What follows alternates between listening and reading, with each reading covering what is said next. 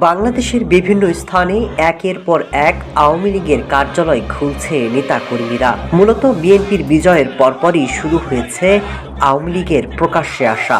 শুধু তাই নয়, বিএনপির নেতারা নিজ হাতেই কার্যালয় খুলে দিচ্ছেন।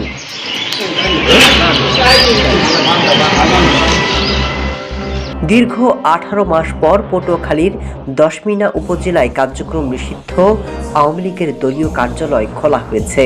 এ সময় নেতাকর্মীরা ব্যানার হাতে বিভিন্ন স্লোগান দিয়েছেন। এই ঘটনায় একটি ভিডিও সামাজিক মাধ্যমে ছড়িয়ে পড়েছে।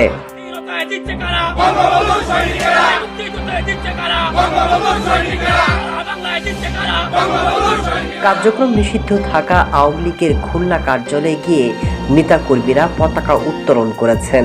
এ সময় তারা বঙ্গবন্ধু শেখ মুজিবুর রহমান এবং দলীয় সভাপতি শেখ হাসিনার প্রতিকৃতিতে পুষ্পমাল্য অর্পণ করেছেন।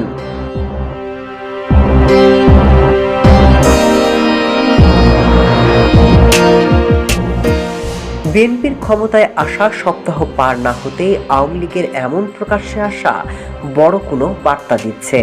অনেকে বলছেন, ভারতের সাথে এক প্রকার দফারফা করে আওয়ামী লীগকে এমন সুযোগ দেওয়া হচ্ছে।